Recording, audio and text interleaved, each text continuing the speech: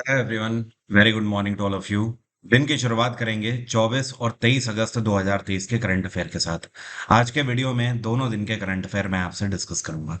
Current affair का PDF static GK के साथ एग्जाम इंजन एप्लीकेशन से आप डाउनलोड कर सकते हैं। जब भी आप एप्लीकेशन डाउनलोड करें तो इस एप्लीकेशन में फ्री स्टडी मटेरियल का ऑप्शन है। उसी के अंदर आपको डेली की पीडीएफ मिल जाती है। अब शुरू करते हैं आज का वीडियो। लेकिन पहले बात करेंगे कल के क्वेश्चन की।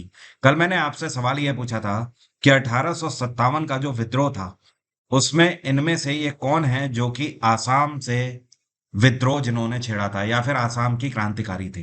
तो इसका सही आंसर है पियाली बरुआ। पियाली बरुआ एक ऐसी क्रांतिकारी थी जिन्होंने 1857 में ब्रिटिश हुकूमत के खिलाफ विद्रोह छेड़ा था आसाम से। आमतौर पर हम लोग जानते हैं जैसे कि कानपुर से नाना साहिब ने, लखनऊ से बेगम हजरत महल ने, दिल्ली से बहादुर शाह जफर सेकंड ने। लेकिन इस तरीके के क्वेश्चन जब पूछ दिए जाते हैं 1857 के विद्रोह से तो हम आंसर नहीं बता पाते हैं। तो इसलिए इनका नाम जरूर ध्यान रखिएगा, पियाली बरुआ। इन्होंने आसाम से विद्रोह छेड़ा था। बाकी एक क्वेश्चन आपसे यह भी बनता है कि अरुणा असफ अली ने कौन सा आंदोलन चलाया था। तो इन्होंने 1942 का जो क्विट इंडिया मूवमेंट था, जिसको बोलते हैं भारत छोड़ो आंदोलन, उसमें हिस्सा लिया था। अब शुरू करते हैं करंट अफेयर। ये कौन सा गार्डन है भारत का जिसको अभी वर्ल्ड बुक ऑफ रिकॉर्ड में शामिल किया गया है और पूरे एशिया के अंदर सबसे ज्यादा ब्यूटीफुल और स्टनिंग पार्क के रूप में इसको शुमार किया गया है। तो वर्ल्ड बुक ऑफ रिकॉर्ड ने Indira Gandhi memorial tulip garden, जो कि जम्मू कश्मीर के अंदर श्रीनगर में स्थित है, इसको सबसे खूबसूरत पार्क एशिया के अंदर डिक्लेयर किया है। इस पार्क के अंदर 15 लाख फूल हैं और ट्यूलिप की यहाँ पर कई प्रजातियां हैं। एक तरीके से आप बोल सकते हो 68 से ज्यादा प्रजातियां हैं यहाँ पर ट्यूलिप के फूलों की। ये जो आपको पीला वाला फूल दिखाई दे रहा है ना, या लाल वाला फूल दिखाई दे रहा है, इस पूरे गार्डन में ही ये ट्यूलिप के ही फूल हैं। अलग अलग तरीके के हैं, अलग अलग के कलर की प्रजातियां हैं, अलग अलग इनके शेप और साइज है। ठीक है। और इसका ऑफिशियल अनाउंसमेंट संतोष शुक्ला के द्वारा किया गया है, जो कि सीईओ हैं वर्ल्ड बुक के। ये कौन है जिनके द्वारा भारत एनकैप अभी हाल ही में लॉन्च किया गया है। एनकैप का मतलब है न्यू कार असेसमेंट प्रोग्राम। देखिए, अभी तक ग्लोबल एनकैप की बात होती थी। आप में से जो लोग भी ऑटोमोबाइल सेक्टर में, कार में या बाइक्स में रुचि रखते होंगे, आप लोगों को पता होगा, या जिनको नहीं भी पता है वो लोग मेरी बात को ध्यान से समझें। जब बाजार में कोई भी कार लॉन्च करी जाती है या लाइट व्हीकल लॉन्च किया जाता है तो उसे ग्लोबल एनकैप में टेस्टिंग करी जाती है। और टेस्ट करने के बाद पता लगता है कि ये कार कितनी सिक्योर है। तब जाकर वो मार्केट में लॉन्च करी जाती है स्टार रेटिंग के साथ। आपने कई बार सुना होगा कि फला कार को इतने स्टार रेटिंग मिली है, इस कार को इतने स्टार मिली है, इस कार को इतने स्टार मिली है। तो अभी इसी तर्ज पर भारत सरकार ने फैसला लिया है कि हम खुद का एनकैप लॉन्च करेंगे। तो भारत एनकैप के नाम से इसको लॉन्च किया गया है और यह ट्रांसपोर्ट एंड रोड मंत्रालय संभाल रहे नितिन जयराम गडकरी के द्वारा लॉन्च किया गया है। नितिन गडकरी की कॉन्स्टिट्यूएंसी है नागपुर। नागपुर से ये इलेक्शन लड़ते हैं और अभी तक लगातार वहां से जीते हैं। तो अब से भारत में ही टेस्टिंग करी जाएगी। जितने भी डीलर होंगे उन तक प्रॉपर एक तरीके से आप बोल सकते हो क्रैश टेस्ट रेटिंग पहुंचाई जाएगी, जो कि स्टार्स के थ्रू होगी। ये कौन सा राज्य है जिसके द्वारा नई दिल्ली में साल 2023 का पाइनएप्पल फेस्टिवल मनाया जा रहा है। तो ये मेघालय में वर्ल्ड क्लास कैटेगरी के पाइनएप्पल उगाए जाते हैं और हर वर्ष टनों में इनका उत्पादन किया जाता है और दुनिया भर के कई देशों में इसको बेचा भी जाता है। तो इस बार 18 अगस्त को नई दिल्ली में यह फेस्टिवल मनाया गया। दुनिया भर के कई सारे देशों के बिजनेस पर्सन्स ने यहाँ पर हिस्सा भी लिया और G20 के कई सारे डेलीगेशंस ने भी यहाँ पर हिस्सा लिया। मेघालय में इस टाइम पर मुख्यमंत्री हैं कॉनरेड संगमा। यहाँ पे गवर्नर हैं फागू चौहान, जो कि पहले बिहार के गवर्नर थे। मेघालय का एक नेशनल पार्क कई बार पूछ दिया जाता है एग्जाम में। इसको बोलते हैं नोकरेक नेशनल पार्क। क्या बोलते हैं? Nokrek national park. ये कौन है जिनको नेपाल में चीफ जस्टिस के रूप में अपॉइंट किया गया है? जैसे भारत के चीफ जस्टिस ऑफ इंडिया कौन है? DY चंद्रचूड़ है ना। तो उसी तरीके से नेपाल के नए चीफ जस्टिस अपॉइंट किए गए हैं। इनका नाम है बिशंबर श्रेष्ठ। और जैसे कि भारत में चीफ जस्टिस ऑफ इंडिया का अपॉइंटमेंट राष्ट्रपति के द्वारा किया जाता है, सेम नेपाल में भी है। वहां पर भी यहाँ के राष्ट्रपति के ही द्वारा इनका अपॉइंटमेंट किया गया है। नेपाल में राष्ट्रपति कौन है? ये है रामचंद्र पौडेल। पिछले साल ही इनको अपॉइंट किया गया है। नेपाल में प्रधानमंत्री हैं इस टाइम पे पुष्प कमल दहल, ये भी पिछले साल ही अपॉइंट किए गए हैं। ये कौन सा एयरपोर्ट है जो कि नॉर्थ ईस्ट रीजन का पहला ऐसा एयरपोर्ट बन गया है जिसने डिजी यात्रा इनिशिएटिव को लॉन्च किया है? तो ये है गुवाहाटी एयरपोर्ट। वह जो गुवाहाटी एयरपोर्ट है इसको किस नाम से जाना जाता है? इसको बोलते हैं लोकप्रिय गोपीनाथ बारदोलोई इंटरनेशनल एयरपोर्ट। इस एयरपोर्ट के अंदर डिजी यात्रा फैसिलिटी की शुरुआत अभी हाल ही में करी गई है और इसी के साथ पूरे नॉर्थ ईस्ट रीजन में भारत में ये पहला ऐसा एयरपोर्ट बन गया है। अब देखिए इसका मतलब क्या है। डिजी यात्रा इनिशिएटिव का मतलब यह है कि एयरपोर्ट के अंदर आपको आपके मोबाइल एप्लीकेशन से ही सारी फैसिलिटी उपलब्ध कराई जाएंगी, जिससे कि आपको चेक इन काउंटर्स में लाइन में लगने की जरूरत नहीं है, या फिर आपको बोर्डिंग पास चाहिए उसके लिए लाइन में लगने की जरूरत नहीं है। आप अपने मोबाइल एप्लीकेशन से ही सारी चीजें वहां पर कर सकते हो। इससे क्या होगा कि जो लंबी लंबी लाइनें एयरपोर्ट्स में लगती हैं उससे छुटकारा मिलेगा। जैसे आपने देखा कि जैसे जैसे यूपीआई पेमेंट गेटवेज मार्केट में आते गए, तो वैसे वैसे बैंकों में जो क्राउड है वो कम होता गया। अब इसी तरीके से सरकार टारगेट कर रही है कि हमें एयरपोर्ट्स के अंदर जो क्राउड है, जो लॉन्च एरिया में हो रहा है या फिर वेटिंग एरिया में हो रहा है, उसको लगातार कम करना है।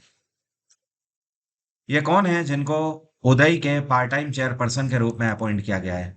उदय का मतलब पता है आपको क्या है? ये ऑर्गेनाइजेशन है जिसको बोलते हैं unique identification authority of India. ये वही ऑर्गेनाइजेशन है उदय जिसने आपके आधार कार्ड बनाए हुए हैं। पूरे भारत भर में आधार कार्ड बनाने का श्रेय इसी कंपनी को जाता है। तो इसके पार्ट टाइम चेयरपर्सन के रूप में आप अपॉइंट किए गए हैं नीलकंठ मिश्रा। और ये कौन है? ये एक्सिस बैंक में है नीलकंठ मिश्रा। एक्सिस बैंक में ये चीफ इकोनॉमिस्ट के तौर पर कार्यरत है। और इसके अलावा एक और अपॉइंटमेंट ध्यान रखिएगा। एक व्यक्ति हैं जिनका नाम है नीलेश शाह, और ये कोटक महिंद्रा बैंक में मैनेजिंग डायरेक्टर हैं। तो इनको पार्ट टाइम मेंबर के रूप में अपॉइंट किया गया है आधार एजेंसी में, मतलब उदय में। तो अगर आपसे पूछा जाए पार्ट टाइम मेंबर कौन अपॉइंट किए गए हैं, तो नीलेश शाह का नाम आप ध्यान रखोगे। अगर पूछा जाए पार्ट टाइम चेयरपर्सन कौन अपॉइंट किए गए हैं, तो आपका आंसर होगा नीलकंठ मिश्रा। बाकी क्या आप मुझे कमेंट बॉक्स में लिखकर बता सकते हो उदय की स्थापना कब करी गई थी? चलिए मैं ही बताता हूँ। 2009 में इसकी स्थापना करी गई थी और इसका हेडक्वार्टर है नई दिल्ली। भारत के साथ ये कौन सा देश है जिन्होंने आपस में मिलकर एक एग्रीमेंट पर पैक्ट साइन किया है मैटी एनएसएफ कोलैबोरेशन के अंतर्गत? पहले आप समझिए मैटी एनएसएफ का मतलब क्या है। यहाँ पर मैटी का मतलब है, इसको बोलते हैं ministry of electronics and information technology, और साथ में एनएसएफ का मतलब है नेशनल साइंस फाउंडेशन। तो भारत की ministry of information and technology और साथ में नेशनल साइंस फाउंडेशन ने मिलकर अमेरिका की आईटी मंत्रालय के साथ एक पैक्ट साइन किया है। दोनों देश आपस में इंफॉर्मेशन एंड टेक्नोलॉजी इलेक्ट्रॉनिक्स को लेकर रिसर्च एंड डेवलपमेंट पर एक दूसरे से आइडियाज को साझा करने का काम करेंगे। और अमेरिका में जे बिडेन की सरकार है। यह कौन से देश की संस्था है जिसने अभी हाल ही में पहला आरएसवी वैक्सीन प्रेग्नेंट महिलाओं के लिए मंजूर कर दिया है?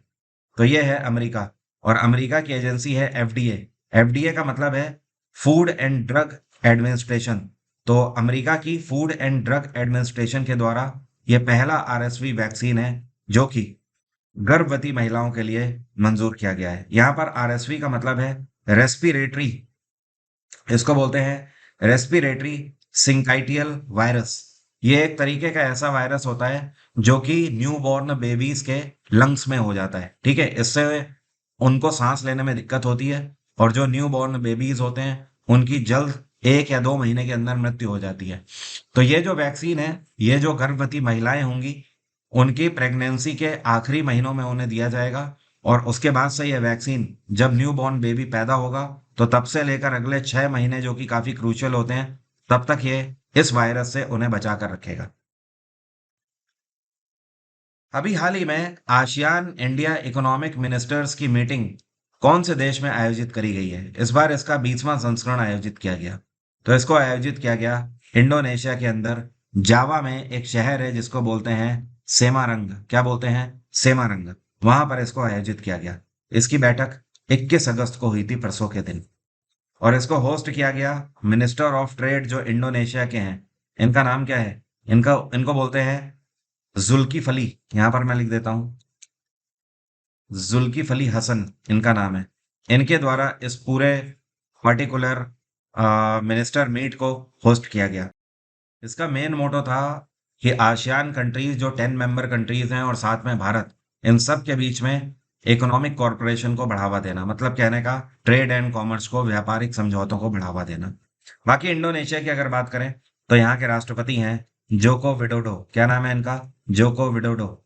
इंडोनेशिया की कैपिटल पहले जकार्ता थी, अब बोर्नियो आइलैंड इसकी कैपिटल है। वियतनाम की कैपिटल हनोई, थाईलैंड की कैपिटल बैंकॉक, सिंगापुर की सिंगापुर सिटी। पहली फॉरेन ऑफिस कंसल्टेशन भारत और कौन से देश के बीच में अभी हाल ही में आयोजित करी गई है? तो भारत ने पहली बार, यह देश है जिसका नाम है समोआ, इसके साथ फॉरेन ऑफिस कंसल्टेशन की मीटिंग अभी हाल ही में आयोजित करी है। और समोआ की जो कैपिटल है इसको बोलते हैं आपिया, वहां पर इस मीटिंग को आयोजित किया गया। पहले तो आप जान लो समोआ है कहाँ पर। देखिए, जब आप वर्ल्ड मैप में देखते हो तो ये है हमारा देश, ठीक है। और हमारे देश से जब आप पूर्व की तरफ जाते हो तो ये आपको ऊपर की तरफ ये जापान मिल रहा है। लेकिन जब आप साउथ ईस्ट की तरफ, इधर की तरफ जाते हो तो ये आपको ऑस्ट्रेलिया दिख रहा है। ऑस्ट्रेलिया तक तो आपको कोई दिक्कत है ही नहीं, ये न्यूजीलैंड है, आपको पता ही है। और थोड़ा सा जब आप आगे जाओगे पूर्व की तरफ प्रशांत महासागर में, तो ये वाला जो पर्टिकुलर आपको आइलैंड कंट्री दिख रहा है, यही समोआ है, ठीक है। तो यहाँ पर ये मीटिंग आयोजित करी गई है आपिया में। समोआ से आज तक की यह पहली ऐसी मीटिंग है और पहला ऐसा मेन मोटो है कि इस कंट्री के अंदर जो एजुकेशन है उसको हायर एजुकेशन में तब्दील करना भारत की जिम्मेदारी होगी। साथ में भारत इनकी इंफॉर्मेशन एंड कम्युनिकेशन टेक्नोलॉजी में भी मदद करेगा, हेल्थ सेक्टर में भी हम इनकी मदद करेंगे, साथ में बिल्डिंग कैपेसिटी में भी, स्मॉल एंड मीडियम एंटरप्राइजेस, इन सब में हम इनको सहयोग देंगे और योगदान देंगे।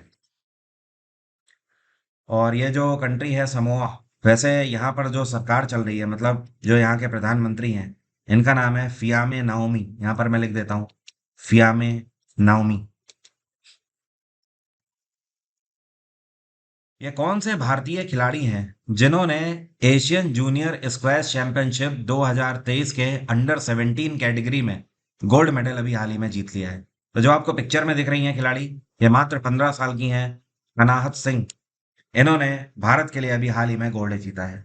और इस बार की जो एशियन जूनियर स्क्वैश चैंपियनशिप 2023 है, इसका आयोजन चाइना में किया गया। इन्होंने फाइनल में हांगकांग की खिलाड़ी एना वोंग को हराया। किसे? एना वोंग। इनको इन्होंने 3-1 से हराया फाइनल में। इससे पहले 2019 में अनाहत ने ब्राजील में मकाऊ में हुए इसी तरीके के इवेंट में भारत के लिए ब्रॉन्ज मेडल जीता था, बट इस बार गोल्ड इन्होंने जीता है। ये कौन सा देश है जिसने अभी फीफा विमेंस वर्ल्ड कप 2023 के समापन में फाइनली इसे जीत लिया है? तो इस बार का फीफा 2023 विमेंस वर्ल्ड कप अपने नाम कर लिया है स्पेन ने। फाइनल में स्पेन ने इंग्लैंड को हराया 1-0 से। इसमें जो विजयी गोल आप बोल सकते हो वो स्पेन की खिलाड़ी ओल्गा कैरमोना ने मारा है। किसने? ओल्गा कैरमोना, ठीक है, ये है ओल्गा कैरमोना। और स्पेन की कैपिटल क्या है? इसको बोलते हैं मैड्रिड। बाकी स्पेन ने तो गोल्ड जीता है और इंग्लैंड, क्योंकि इंग्लैंड को हराकर जीता है, रनर अप रहे हैं, तो इंग्लैंड ने सिल्वर जीता है। तो ब्रोंज किसने जीता? ब्रोंज जीता है स्वीडन ने। तो ये टॉप 3 कंट्रीज रहे इस बार के फीफा के, ध्यान रखिएगा। इसके बाद यहाँ पर और भी इंपॉर्टेंट फैक्टर हैं जो आपको ध्यान रखने होंगे। जैसे कि इस बार फीफा विमेंस वर्ल्ड कप में visa player of the match कौन रही? तो ये ओल्गा कैरमोना रही हैं जिन्होंने विजयी गोल मारा, ठीक है। एक चीज आपको और ध्यान रखनी है, एडिडास गोल्डन बूट अवार्ड किसको दिया है? तो इस खिलाड़ी का नाम है हिनाता मियाजावा। हिनाता मियाजावा, यह जापान की खिलाड़ी है, ठीक है। बाकी इसकी पूरी लिस्ट मैंने पीडीएफ में दी हुई है, पीडीएफ में जरूर देख लीजिएगा। और भी क्योंकि कई सारे अवार्ड हैं फीफा में। और फीफा की स्थापना कब करी गई थी? 1904 में इसकी स्थापना करी गई थी पेरिस में। लेकिन आज की डेट में इसका हेडक्वार्टर है स्विट्जरलैंड के अंदर ज्यूरिख में। फीफा के प्रेसिडेंट कौन है? इनका नाम है गिनी इन्फेंटिनो। गिनी इन्फेंटिनो। सद्भावना दिवस अभी हाल ही में कौन से दिन मनाया गया? यह दिवस 20 अगस्त को मनाया गया। राजीव गांधी की बर्थ एनिवर्सरी होती है 20 अगस्त को। उसी दिन को यह दिवस मनाया जाता है राजीव गांधी की याद में। ये कौन सा शहर है भारत का जहां पर अभी हाल ही में पहली hydrogen fuel cell bus service की शुरुआत करी गई है? देखिए, हाइड्रोजन फ्यूल बेस्ड बसेस तो लॉन्च करी गई थी, लेकिन अब ये पूरी पूरी सर्विस लॉन्च करी गई है यहाँ पर। मतलब एक नहीं, मल्टीपल बसेस लॉन्च करी गई हैं। तो इसको लॉन्च किया गया है लेह में सरकार के द्वारा। और ये जो बसेस का संचालन है वहां पर, ये एनटीपीसी के द्वारा किया जाएगा। ये जो बसेस है, ये ना डीजल से चलेंगी, ना सीएनजी से चलेंगी, ना एलपीजी से चलेंगी। ये चलेंगी किससे? हाइड्रोजन से। ये बसेस जो बना रही हैं, ये अशोक लीलैंड बना रही है कंपनी। अशोक लीलैंड के आपने ट्रक देखे होंगे, बसेस देखे होंगे रोड पर चलते हुए। ये वही कंपनी है। चेन्नई इसका हेडक्वार्टर है। तो अशोक लीलैंड को सरकार के द्वारा 7.5 एकड़ जमीन लीज पर दी गई है लेह में। वहीं पर ये अपना मैन्युफैक्चरिंग प्लांट स्थापित करेंगे और आने वाले टाइम में और भी बसेस का मैन्युफैक्चरिंग या उत्पादन करेंगे। एक बस को बनाने में अशोक लीलैंड की जो लागत आ रही है, ये 2.5 करोड़ की लागत आ रही है। भारत ने कौन से देश के कोस्ट गार्ड के साथ अभी हाल ही में एक पैक्ट साइन किया है मैरी टाइम कॉरपोरेशन को लेकर? तो इंडियन नेवी ने फिलीपींस की कोस्ट गार्ड के साथ पैक्ट साइन किया है। मैंने इंडियन नेवी इसलिए बोला कि हमारे देश में मेन विंग्स जो सेना के हैं वो तीन ही हैं: इंडियन आर्मी, एयरफोर्स और नेवी। नेवी के अंतर्गत ही कोस्ट गार्ड आता है, ठीक है? क्योंकि ये तट रक्षक बल है और नेवी जो है वो एक तरीके से आप बोल सकते हो अटैकर फेड है, ठीक है? तो फिलीपींस के कोस्ट गार्ड और इंडियन कोस्ट गार्ड दोनों ने पैक्ट साइन किया है। आगे आने वाले टाइम में दोनों के बीच में मैरी टाइम एक्सरसाइजेस देखने को मिल सकती हैं। एक बात आप ध्यान रखिएगा, Bharat Indo Russia joint venture के तहत एक मिसाइल बनाता है जिसको हम लोग बोलते हैं ब्रह्मोस मिसाइल। पूरे दुनिया में ब्रह्मोस मिसाइल खरीदने वाला पहला देश कौन सा है? ये फिलीपींस ही है। पिछले साल ही फिलीपींस ऐसा करने वाला पहला देश बन गया था। और फिलीपींस की कैपिटल क्या है? इसको बोलते हैं मनीला। और एशियन डेवलपमेंट बैंक का हेडक्वार्टर फिलीपींस की कैपिटल मनीला में ही है। फिलीपींस में इस टाइम पे सरकार किसकी चल रही है? क्या आप मुझे कमेंट बॉक्स में लिखकर बता सकते हो? वैसे मैंने कई बार इनका नाम बताया हुआ है। अगर आपको याद आ रहा है तो कमेंट बॉक्स में लिखकर बताइए, देखें कितने लोगों को पता है। एक जनजाति है जिसका नाम है पिरीपकुरा। यह जनजाति कौन से देश में पाई जाती है? लगभग लगभग ये जनजाति विलुप्त हो गई है। अभी हाल ही में 3 सर्वाइवर्स इसके मिले हैं, ठीक है? 3 लोग इस जनजाति से बिलोंग करने वाले मिले हैं। तो ये जो जनजाति है ये ब्राजील में पाई जाती है। ब्राजील में जो अमेज़न के घने जंगल हैं, वहां पर ये जनजाति काफी टाइम पहले विलुप्त हो गई थी, लेकिन अभी हाल ही में 3 लोग इस जनजाति के वहां पर पाए गए हैं। ये जो जनजाति है, ये नोमैडिक लाइफ स्टाइल रखती है और नॉर्मली जंगलों में ही रहना पसंद करते हैं। बाहर आना इन्हें बिल्कुल पसंद नहीं है। बाहर की दुनिया के कांटेक्ट में बहुत कम आते हैं। तो धीमे धीमे ये जो जनजाति है ये विलुप्त तब से होने लगी जब वहां पर डिफॉरेस्टेशन होने लगा, शहरों की बसावट होने लगी और लोग लगातार इलीगल लॉगिंग करने लगे, माइनिंग करने लगे और कई सारी तो एक्सप्लॉइटेशन एक्टिविटीज भी होने लगी इनके साथ। तो इन सारी चीजों के चलते ये जो बेचारी जनजाति है धीमे धीमे विलुप्त हो गई थी। तो अभी ये बड़ी खबर अपने आप में बनी हुई है कि इसके 3 सर्वाइवर्स पाए गए हैं।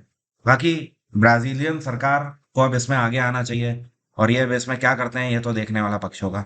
ब्राजील में इस टाइम पे जो सरकार चल रही है, मतलब जो यहाँ पे राष्ट्रपति हैं, इनका नाम है लुइस इनासियो लूला दा सिल्वा। लुइस इनासियो लूला दा सिल्वा, ठीक है? ये पिछले साल ही अपॉइंट किए गए हैं। ये कौन सा public and commercial sector bank है जिसने अभी पहली UPI inter operable digital rupee mobile application को लॉन्च किया है? तो ये बैंक है कैनरा बैंक और ये काफी पुराना बैंक है। इसकी स्थापना 1906 में करी गई थी। इसका हेडक्वार्टर है बैंगलोर और कैनरा बैंक के मैनेजिंग डायरेक्टर हैं के एस राजू। अब ये जो इन्होंने एप्लीकेशन लॉन्च किया है, इसका मेन उद्देश्य ये है कि अगर आप कैनरा बैंक के कस्टमर हैं तो आपको घर बैठे इसी मोबाइल एप्लीकेशन में सारी फैसिलिटीज मिल जाएंगी। इवन आपको अपना खाता भी खुलवाना है तो भी आप अपने डॉक्यूमेंट्स इसी मोबाइल एप्लीकेशन में अपलोड करके घर बैठे खाता खोल सकते हो। आप किसी भी यूपीआई पेमेंट गेटवे पर एप्लीकेशन में के थ्रू ट्रांजैक्शन कर सकते हो। आप किसी भी बैंक में अपना ट्रांजैक्शन कर सकते हो, एफडी खुला सकते हो, आरडी खुला सकते हो, इस तरीके के। इसके अलावा म्यूचुअल फंड वगैरह में भी आप इन्वेस्ट कर सकते हो। केंद्र सरकार के द्वारा 12,000 करोड़ की धनराशि उड़ीसा के अंदर कौन सी नदी में वाटरवेज बनाने के लिए आवंटित करी गई है? तो केंद्र सरकार ने 12,000 करोड़ की धनराशि आवंटित करी है उड़ीसा के अंदर एक नदी है जिसको बोलते हैं ब्राह्मणी नदी। इस नदी में इनलैंड वाटरवेज बनाया जाएगा। ये जो वाटरवेज होगा, ये माल को एक जगह से दूसरी जगह ले जाने के लिए कार्य किया करेगा। यहाँ पर आने वाले टाइम में बड़ी बोट्स और शिप्स भी चलाए जाएंगे। तो ये जो धनराशि है, इस धनराशि से ये पूरा वाटरवे बनेगा। जैसे आसाम में ब्रह्मपुत्र नदी में बनाया गया है ना, वैसे ही इसको भी बनाया जाएगा। केंद्र सरकार का टारगेट है कि 2030 तक भारत का जितना भी ट्रांसपोर्टेशन है, उसका 5% हम नदियों के ऊपर कर सकें। तो इससे क्या होगा, लागत भी कम होगी और एक बार में ज्यादा माल एक से दूसरी जगह तक पहुंचाया भी जा सकेगा। ये कौन सी राज्य सरकार है जो कि पहली बार प्रो गोविंदा लीग का आयोजन करेगी? जैसे प्रो कबड्डी लीग होती है ना, उसी की तर्ज पर प्रो गोविंदा लीग आयोजित करी जाएगी। और इसको महाराष्ट्र के अंदर एकनाथ जी शिंदे सरकार के द्वारा आयोजित किया जाएगा। ये जो प्रो गोविंदा लीग है, ये आने वाले 31 अगस्त से शुरू होने जा रही है। जन्माष्टमी के उपलक्ष्य में ये आयोजित करी जाएगी। और इसकी मेन तर्ज होगी दही हांडी नाच। आपने सुना है ना, दही हांडी को महाराष्ट्र के अंदर नाच के रूप में भी लिया जाता है, मतलब फोक डांस भी है ये वहाँ का। और साथ में स्पोर्ट्स के रूप में भी लिया जाता है। इसमें काफी ऊपर हाइट में एक मटकी बांध दी जाती है दही की, ठीक है। और उसको इस तरीके से टीमें अपनी, एक तरीके से बोल सकते हो टीम एक्टिविटीज के थ्रू अचीव करने का प्रयास करती है। उसका जो कैप्टन होता है वो सबसे ऊपर जाता है और उस दही हांडी को फोड़ने का काम करता है। तो ये अपने आप में काफी इंटरेस्टिंग होता है और आज से नहीं, ये सदियों से चला आ रहा है इस रीजन के अंदर। तो अब से जन्माष्टमी उत्सव को और बेहतर बनाने के लिए महाराष्ट्र सरकार ने फैसला लिया है। इसमें जो फर्स्ट प्राइज जीतेगी जो टीम, उसको 11 लाख रुपए की धनराशि दी जाएगी। जो सेकंड प्राइज जीतेगी उसको 7 लाख रुपए की धनराशि दी जाएगी। जो थर्ड प्राइज जीतेंगे उनको 5 लाख रुपए की धनराशि, और जो फोर्थ प्राइज जीतेगी टीम, उसे 3 लाख रुपए की धनराशि दी जाएगी। ये कौन सा बैंक है जिसने अभी आइरिस नाम का एक बैंकिंग एप्लीकेशन लॉन्च किया है, जो कि डिजिटल बैंकिंग सॉल्यूशंस पूरे भारत भर के अंदर प्रोवाइड करेगा? Yes bank. यस बैंक ने अपनी बैंकिंग फैसिलिटी कस्टमर्स को देने के लिए ये बैंकिंग एप्लीकेशन लॉन्च किया है और इसका नाम रखा है आइरिस। यस बैंक की स्थापना साल 2004 में करी गई थी। इसका हेडक्वार्टर है मुंबई और इसका सीईओ है प्रशांत कुमार। कौन है Prashant Kumar?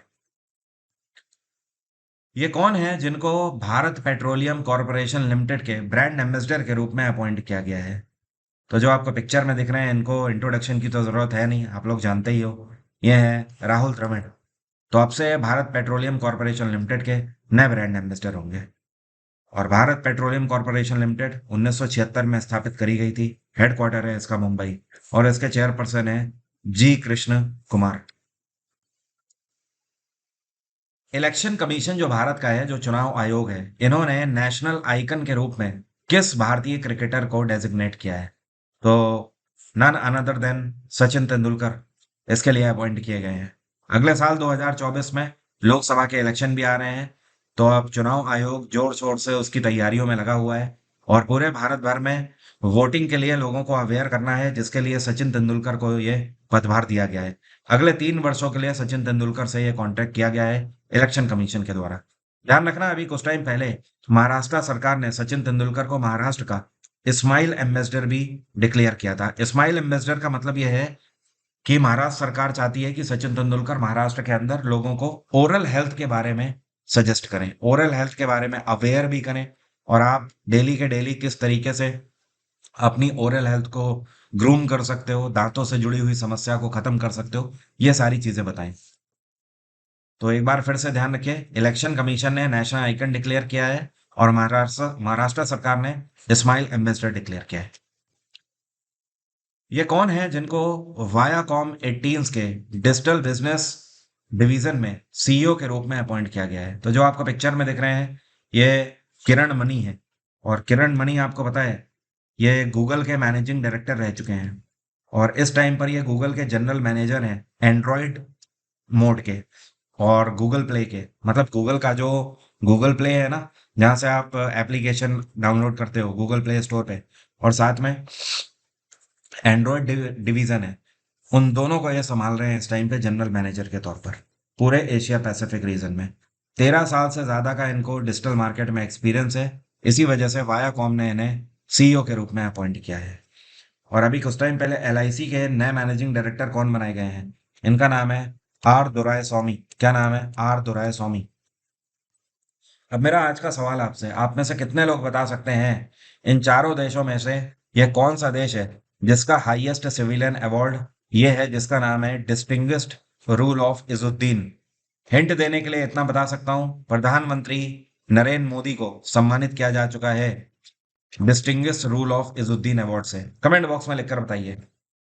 Exam engine application में 2024 के सभी एग्जाम्स के लिए इस रनिंग बैच को, न्यू बैच को आप फॉलो कर सकते हो। इसके बाद ये बैच सीधे नवंबर के मंथ में ही नया बैच स्टार्ट होगा। तो अभी ये फ्रेश बैच है, आप इसके लिए अवेल कर सकते हो एग्जाम इंजन से इसे, जिसमें कि मैं प्रो वर्जन पर इसे स्टार्ट कर चुका हूं और पहले से ज्यादा बेहतर ये बैच होगा, पहले से ज्यादा इसमें कंटेंट भी होगा। अगर आप रिकॉर्डेड बैच लेना चाहते हो मेरा फाउंडेशन का, history, polity, geography, science, economics सब कुछ, तो आप इस बैच को भी अवेल कर सकते हो। दोनों में अंतर इतना है कि ये लाइव बैच है और ये वाला रिकॉर्डेड बैच है। इसके अलावा एग्जाम इंजन पर अगले महीने से केवल 10 दिन के बाद ही आपके एमटीएस के एग्जाम चालू हैं। तो अगर आप अभी भी सो के नहीं जागे हैं तो भी आपके पास सबसे कम फी में एमटीएस का बैच लेने का ऑप्शन है, जो कि रिकॉर्डेड फॉर्म में अवेलेबल है।